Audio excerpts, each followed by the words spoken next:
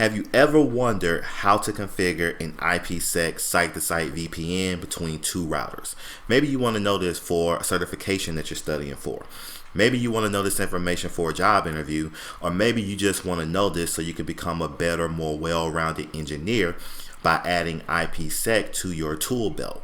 Well, in this video, we're going to take a look at exactly how to configure an IPSec tunnel. Now, the goal of this video is to make you more confident and more aware when it comes to not just configuring an IPSec tunnel, but verifying that the tunnel is actually working. So here's what we're going to cover. First thing we're going to look at is basic IP connectivity.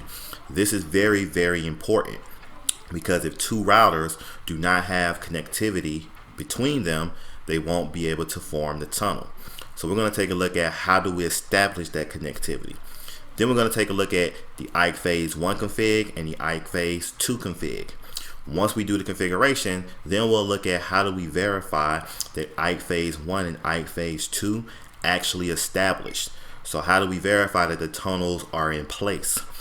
Then we're going to verify that traffic is properly being tunneled and being encrypted. Then we can take a look at how do we verify if traffic is not being tunneled. And then if the traffic is not being tunneled correctly, what can be causing that? Because here's the deal.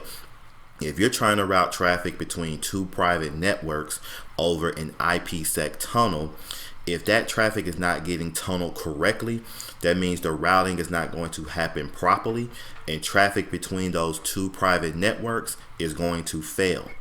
So you need to know what can be causing traffic not to be routed, and we're going to cover that in this video.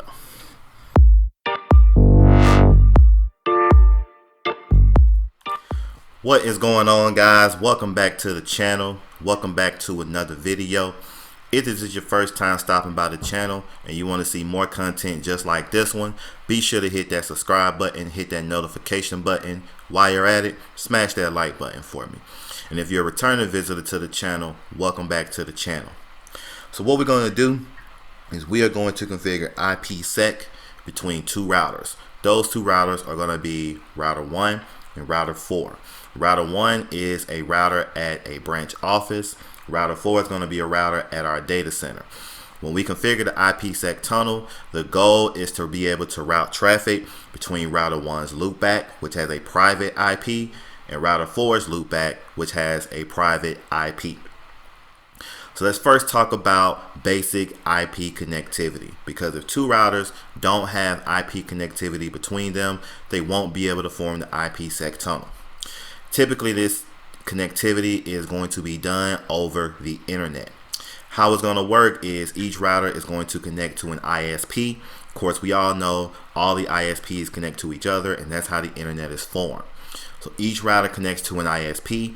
Each router is going to have a publicly reachable IP address, and then you just need to make sure you have routing in place. So looking at router 1, he is going to connect to router 2. Router 2 is a router at Comcast, Comcast being the ISP. 4 is going to connect to 3. 3 is going to be a router at AT&T's network, AT&T being the ISP. Router 1 has a publicly reachable IP address of 12.12.12.1 configured on this link that connects to the ISP. And router 4 has a publicly reachable IP of 34.34.34.4 on this link right here going to the ISP. All we need to do now is just make sure we have routing in place, and we have one or two options. We can configure default routing on 1 and 4 going to the ISP. So any traffic that's destined to the internet will simply fall back to the default route and go to the ISP. Or we can configure BGP between our routers and the service provider. For this lab, just to keep it simple, I have created default routes on routers 1 and 4 going to the service provider routers. So with all of that said, if everything is configured correctly, router 1 should be able to ping router 4. So let's verify that. So let's come over to router 1. Let's ping the public IP of router 4, and we have success. From router 4, let's ping the publicly reachable IP of router 1, and we have success. So now we know we have basic IP connectivity between the two routers. Next, we're going to configure IKE Phase 1.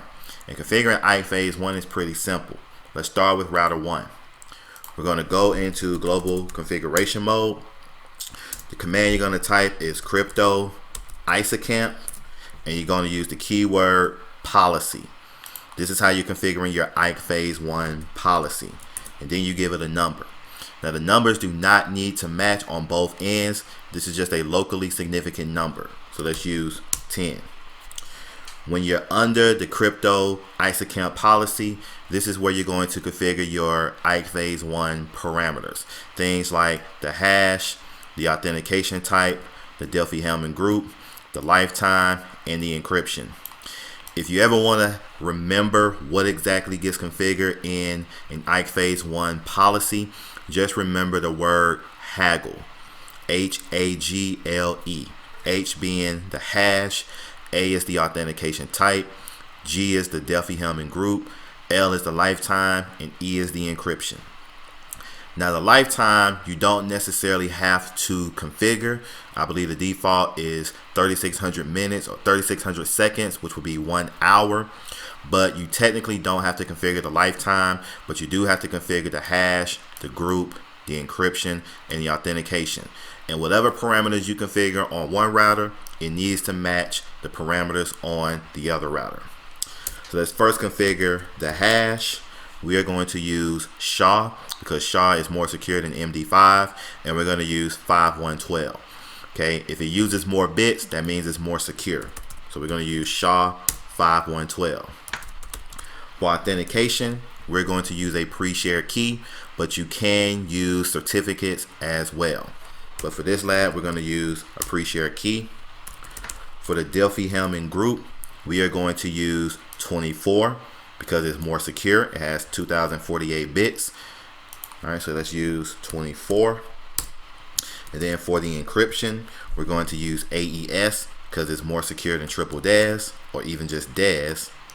And we're going to use 256. Okay, that's going to be the parameters in our IKE Phase 1 policy.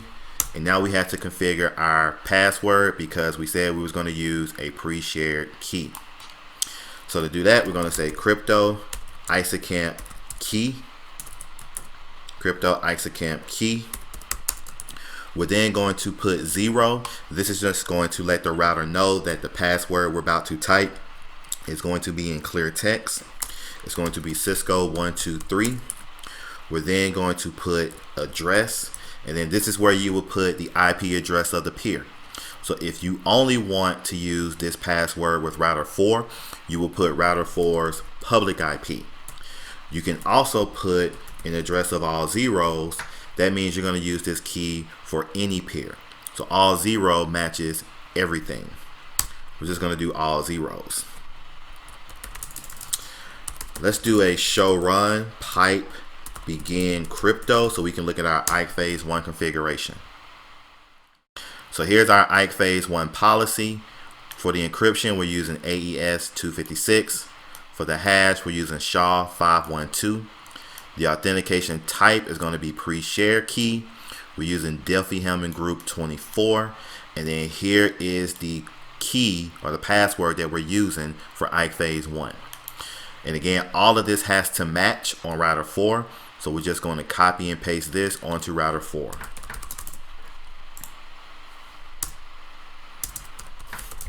Let's do a show run pipe begin crypto just to make sure the configuration is there. And we can see we have our IKE Phase 1 policy, and here's our pre-shared key right here. Okay. Once you configure IKE Phase 1, now you can get into configuring IKE Phase 2. With IKE Phase 2, we're configuring what is known as a transform set. So that will probably be an exam question and potentially an interview question. So just remember with IKE Phase 2, you are configuring a transform set. So in router 1, let's say crypto. We're then going to say IPSec because we're configuring an IPSec policy. We're going to use the keyword transform set. We're then going to give it a name. Let's just call it my set. And now you have to specify what hash are you going to use and what encryption are you going to use. So with the transform set, we're not worried about authentication, and we're not worried about the Diffie-Hellman group, just the hash and the encryption. For the hash, we're going to use ESP, and we're going to use SHA-5112. And then for the encryption, we're going to use AES. So we're going to use this, and we're going to use 256. Okay, then we can exit out of that.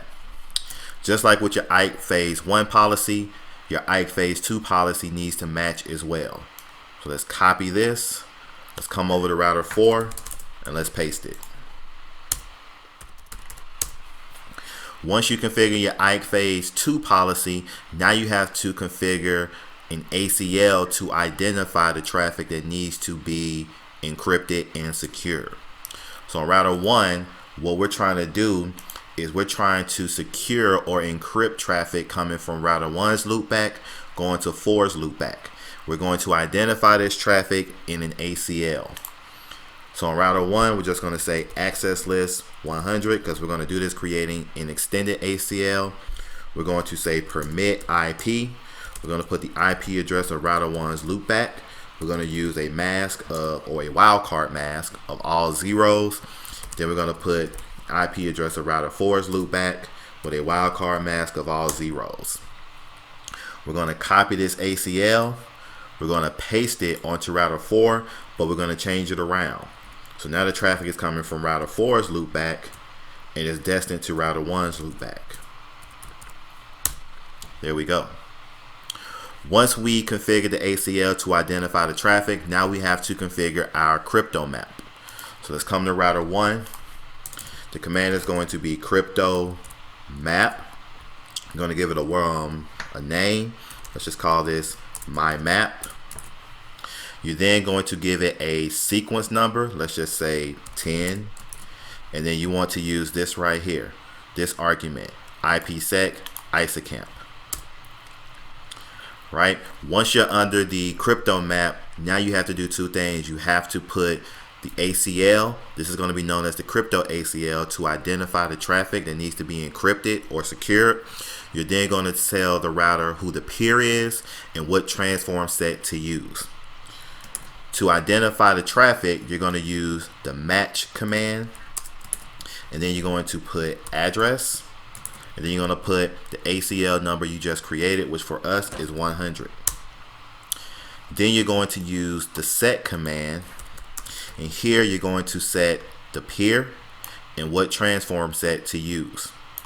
So router 1, the peer is going to be router 4's public IP, and the transform set is going to be my set.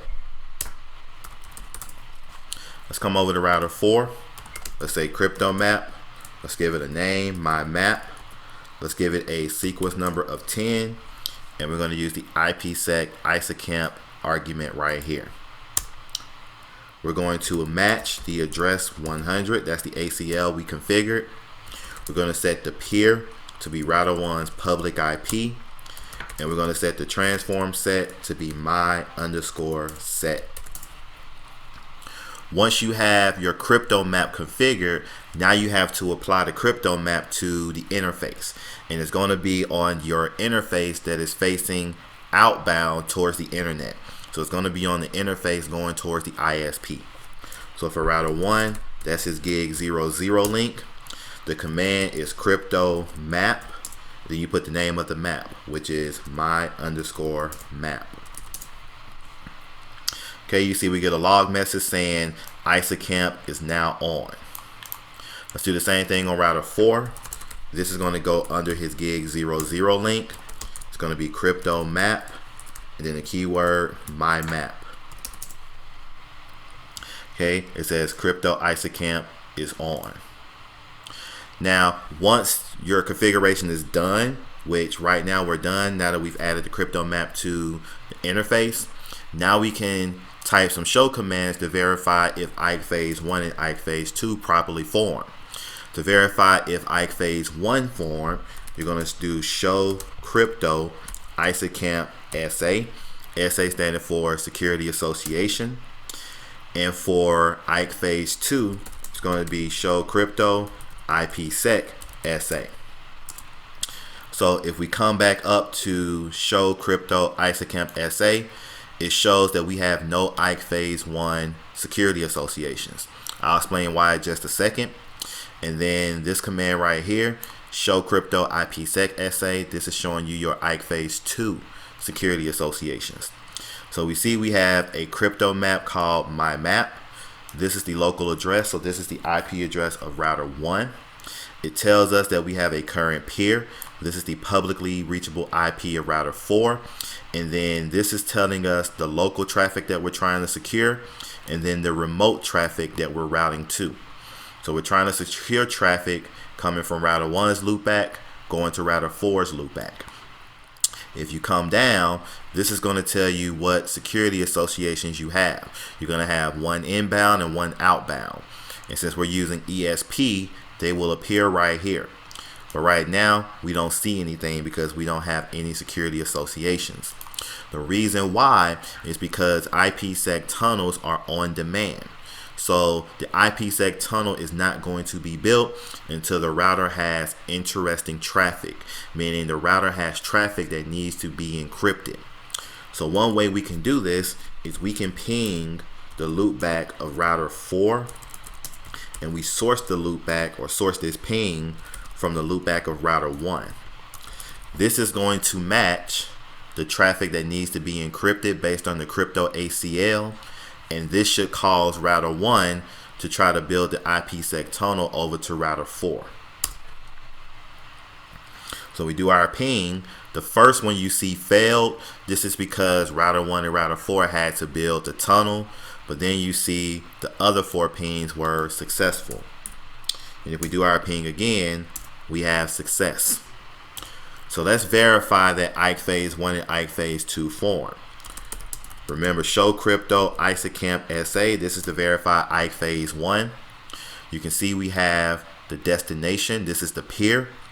The source. This is going to be the IP address of the router you're logged into. The way you're going to tell that IKE Phase 1 is successfully established is if the state says QM_idle.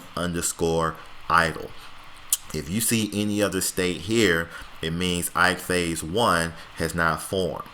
And if you have a problem forming IKE Phase 1, then IKE Phase 2 will not form.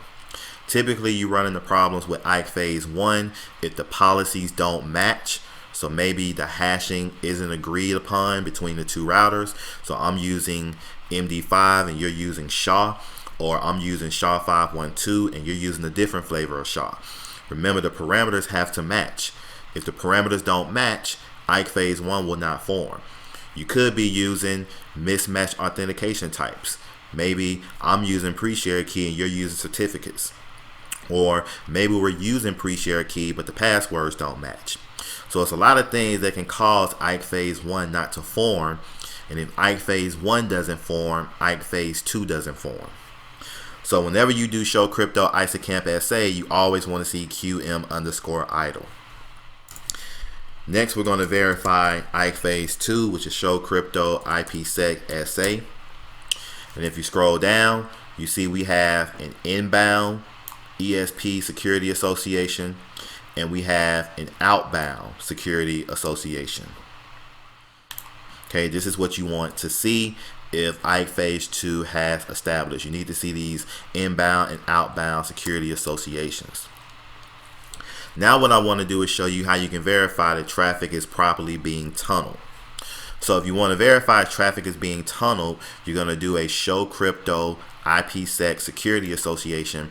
And what you want to focus on is where it says packets encapsulated, packets encrypted, and then packets decapsulated, packets decrypted. What you want to see is that these numbers are going up.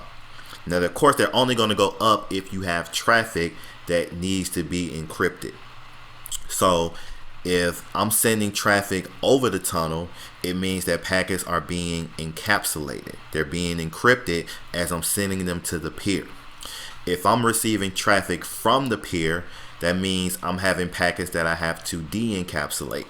Because as those packets come to me, they're encrypted. They're encapsulated inside of ESP. So I have to de-encapsulate them. I have to de-encrypt them. So you should always see packets being encapsulated if traffic is being sent over the tunnel, and you should see packets being de-encapsulated if traffic is being received over the tunnel. Now you'll run into problems sometimes where packets are being encapsulated but not de-encapsulated, or packets are being de-encapsulated but not being encapsulated. What that tells you is that traffic is being sent and received one way but not the other. And if you run into a situation like that, it means that the connectivity between the two networks you're trying to encrypt and secure is going to fail. Now, there could be a couple of reasons why this is happening. It could be that your crypto ACL is wrong. So when the router goes to verify if the traffic needs to be encrypted, if it doesn't match the crypto ACL, that could be a reason why he's not sending traffic over the tunnel and the traffic is not being encrypted. That could be a reason. It could be that routing is not in place correctly. So if I come back to GNS3, let's just say that router 1 should be encrypting traffic over the tunnel as it's going to 4. But there could be another router that's in your network, because most networks are going to have more than one exit point going towards the internet. If traffic is not being routed back to router 1, that can cause traffic to not get encapsulated and sent back over the tunnel. So any traffic that needs to be encapsulated and encrypted, you need to make sure that it's getting routed back to router 1. And then the third one is going to be network address translation, which I'm going to show you that one live. I'm also going to show you one where your crypto map is wrong. So let's come over to router 1 and let's do a show access list 100. So this is the ACL that we're using right here to identify traffic that needs to be encrypted. What I'm going to do is I'm going to get rid of this ACL and I'm going to create another one that's incorrect. So let's say IP access list 100 permit, or not IP access list 100 permit IP, and let's put some IP that doesn't exist. Let's put .2 with all zeros wildcard mask, and let's put the IP address of router 4, all zeros wildcard mask. So if we now do show crypto IPSec SA, it tells you that this traffic is only going to get encrypted if it's coming from this IP going to this IP. So what I want to do is show you a situation where you may have encaps coming in, or you may have decaps coming in, but your encaps are not going to increase. Because router 4, we didn't make any changes on him. So router 4 should be tunneling the traffic to router 1. So we should see the number of packets being de-encapsulated go up. But since router 1's ACL is incorrect, we're not going to see the number of encaps going up. So that means traffic is being received from 4, but 1 is not sending it back, and it's going to cause the ping to fail. So let's test this out. Let's ping the loopback of router 1, and let's source this from the loopback of router 4. And we can see that the pings are not successful. From router 4, what we can do is show crypto IPSec SA, and let me see. So you can see it look like he sent 9. Let's come back over to router 1. Let's hit the up arrow key, and number of decaps is 0. What I'm going to do is this. Let's delete the tunnel first. So what I'm going to do is say no crypto map, because I'm going to try to flap the tunnel. And then let's put it back on. Matter of fact, let's do this on both sides. No crypto map my_map. And then we're going to put it back on. There we go. And let's put it back on. There we go.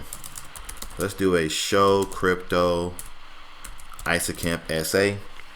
So you can see right here where it says no state. This will let you know that you have a problem. And it says right here it got deleted. Remember, you want to see QM idle right here. Then show crypto IPSec SA. Okay, you can see we have no inbound or outbound security associations. Okay, same thing should be true on router 4. Okay, it says no state because it got deleted. Then show crypto IPSec SA. You can see we have no inbound security associations. So from router 4, I'm going to attempt to ping the loopback of router 1. And I'm going to source this from my own loopback. So being that it's coming from router 4's loopback and it's going to router 1's loopback, 4 should try to build the tunnel going over to 1. So we're going to send our packets and we can see the traffic is being dropped. Okay, the packets or the ICMP packets are not successfully getting there. We're not getting any replies. So let's do a show crypto IPSec SA. So you can see it's at QM idle. So that's good. And if we do a show crypto IPSec SA, and it says send errors, what you should be seeing is traffic being encapsulated, but doesn't look like it's working. All you see is send errors right here. Let me try to do my ping again.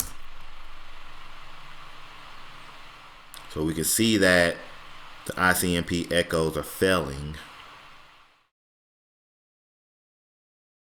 And if we do a show crypto IPSec SA, so all you see is send errors. Okay, so it's what you should see happening, or what you'll see in the real world, if one side is encrypting traffic but the other side isn't, you'll see either the end caps increasing and the D caps not increasing. That's going to tell you that something is wrong. Okay, but here it just says send error 10. But when you're trying to verify if traffic is being routed or not, you want to look at the end caps and the D caps. Let's come back over to router 1. I'm going to get rid of that ACL and I'm going to put it back correctly. So access list 100, permit IP 192.168.1.1, all wildcard mask of zeros, or all zeros wildcard mask. And then we're going to put router 4's loop back, and then all zeros wildcard mask. Okay, this should cause the pings to now work. And they're successful. So you do a show crypto IPSec SA. You can see we have 4 packets that were encapsulated and then 4 that were de-encapsulated. All right, so again, if you're ever trying to verify if the tunnel is working, you should see an outbound SA, an inbound security association, and you should see packets being encapsulated and packets being de-encapsulated. If you see it to where packets are being encapsulated, so you're sending traffic to the peer, but packets are not being de-encapsulated, so they're not tunneling traffic back to you, then it's probably because the ACL on their side is wrong, or traffic is not being routed back to that particular router, so it's not getting tunneled. Another reason, and a lot of people don't think about this, but it's important to know, is network address translation. So if you have a router that's doing network address translation, typically that is going to come before the router looks at the crypto ACL to see if the traffic needs to be secure. So what can happen is the router could translate the source IP address of the packet, and then when he compares it to the ACL, it doesn't match the crypto ACL, and it causes traffic not to get tunneled or secured, and since it doesn't get encrypted, it causes traffic to fail. So here's what I mean. If we come over to router 1, okay, I'm going to ping the publicly reachable IP of router 4, but I'm going to source this from my loopback. And let's do a repeat count, and I'm not going to do a repeat count. So we can see that the ICMP echo requests are failing. Okay, what I want to do to show you this is I'm going to right click right here, and I'm going to do a capture. I think captures are the best thing because you actually get to see what's going on, what's taking place. So if Wireshark doesn't open, then I will open it, which I don't think it's going to open. So let's just right click on here and let's start Wireshark. And let's just give Wireshark a second to open. Sometimes it can be kind of slow. There we go. And what I'm going to do is I'm going to filter, and I only want to see ICMP traffic. So in this filter box, we're going to type ICMP. And what I'm going to do is I'm going to do my ping again, but I'm only going to do a repeat of 1. So I only want to send 1 echo request, and you see it fails. The reason why is because router 1 is sending this with a source of 192.168.1.1. This is a private IP. So this echo request, it might make its way to router 4, who has a publicly reachable IP, but the echo reply is not going to make its way back because it's going to be destined for a private IP. Remember, private IPs are not routable over the internet. The internet is just going to drop it. So if we want router 1 to be able to ping 4 from its loopback, what we need to do is configure network address translation, or NAT. So let's do that. So let's come to router 1, and the NAT configuration is simple. Let's go to our loopback. We need to specify that this is the inside interface, and for some reason it likes to freeze when it does that. So let's just give it a second. I probably should have did this on a physical interface, not a loopback. There we go. And we need to specify that the link going to the ISP is the outside interface. It's IPNAT outside. Once we do that, all we have to do now is configure our NAT statement. So we say IPNAT is coming from the inside. So we're going to say inside, and we're wanting to translate the source. Okay, this is going to be a static mapping, so a one-to-one mapping. And we're going to tell router 1 if it's coming from his loopback, which is 192.168.1.1. We want to translate it to the interface gig 0/0. So essentially, whatever IP address is on this interface, router 1 is going to translate this IP to that IP, which should be 12.12.12.1. And let's hit enter. So now that we have NAT configured, if I do my ping again, notice it was successful. If we come back to the capture, notice instead of sending it with the private IP, it got translated to the public IP thanks to NAT. And that's why our echo request was able to work.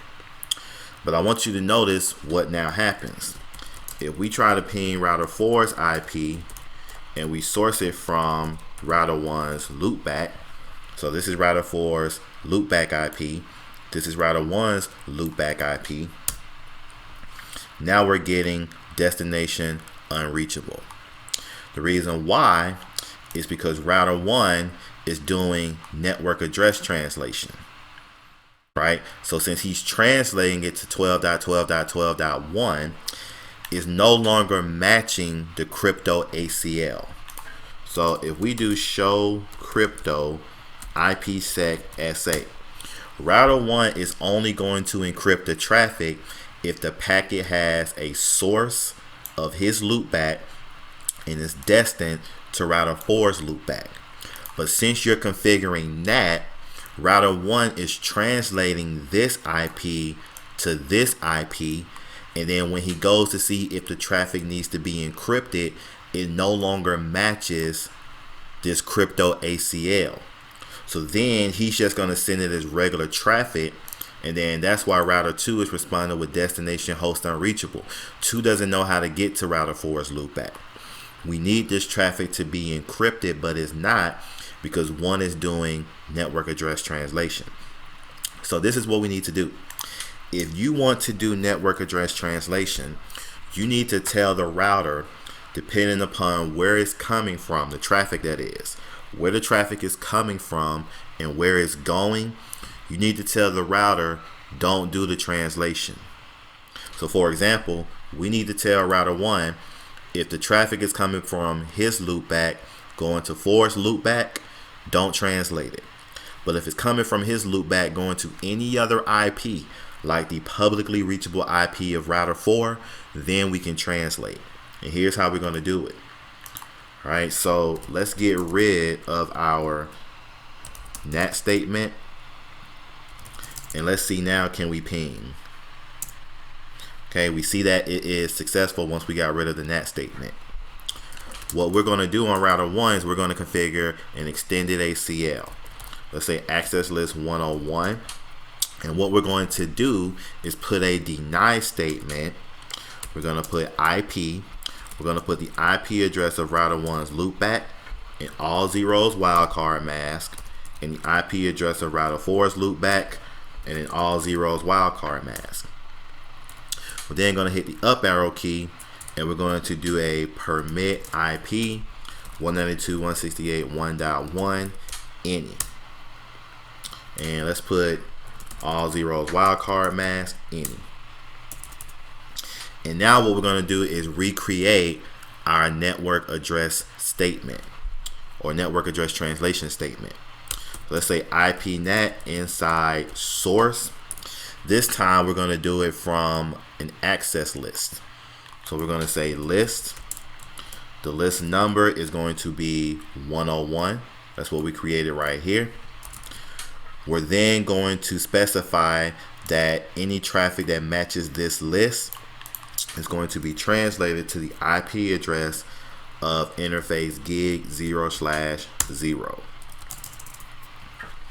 So let's just look at the configuration real quick. Let's do a show run pipe include NAT, and let's do a show run pipe include 101. So here is our network address translation statement. We're matching anything in this list, and it's being translated to the IP address of this link right here. If you look at the ACL has a deny statement if traffic is coming from this host IP going to this host IP. What this is telling router 1 is do not translate the IP address if it's coming from this IP going to this IP. But if it's coming from this IP here going anywhere else, you're more than welcome to do the translation. So what should happen is router 1 is not going to do the translation when traffic is going from his loopback to 4's loopback, but he will do the translation if it's between his loopback and router 4's public IP. So if we were to ping router 4's public IP, and it's 34.34.34.4, and we source it from router 1's loopback, you see it's working. The reason why it's working is because router 1 is doing the network address translation. So if you do a show NAT or show IP NAT translations, you can see he's translating it from this IP to this IP, and that's why it's able to work. I'm now going to ping router 4's loopback and source it from my own loopback. And you can see we now have success. And that's because since traffic is going to router 4's loopback, coming from router 1's loopback, router 1 is not doing the translation. So that means that traffic is actually being encapsulated and encrypted and sent over the tunnel. So let's do a show crypto IPSec SA just to show you. So you can see right here, packets encrypted, packets decrypted is at 14. If we do our ping again, it should increase to 19. And you can see right here, it increased to 19. So another key reason why traffic may not be encrypted and working as it should is because of network address translation. So if your router is doing NAT as well, you need to make sure if traffic is going between the private networks that need to be secured, that traffic is not being NATed. Because what's going to happen is when the router goes to compare it to the ACL that's in the crypto map, it's not going to match, which means the traffic isn't going to get encrypted, it's not going to get encapsulated, and then it's not going to work.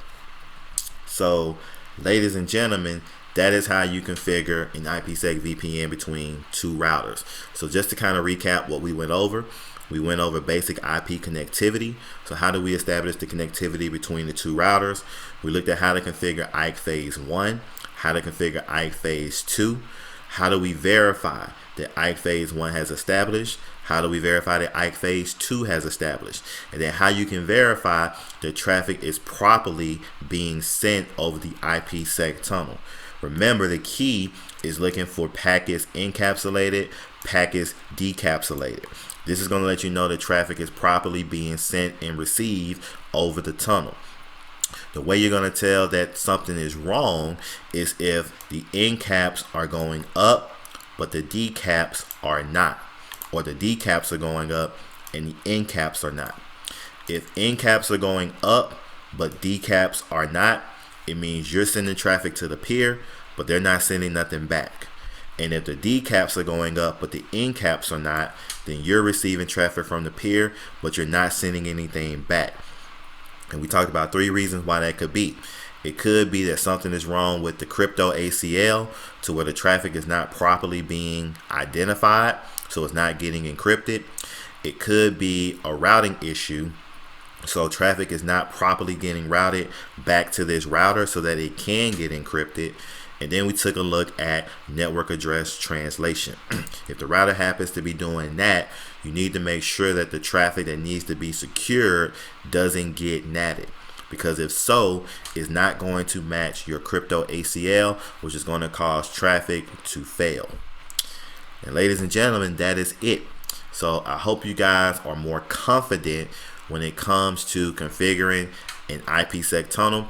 I hope you guys are more confident when it comes to verifying that the tunnel has formed, verifying if traffic is flowing correctly, and verify if traffic is not being routed correctly over the tunnel and what could be causing that. So if you guys got any questions related to IPSec, feel free to leave it in the comment section.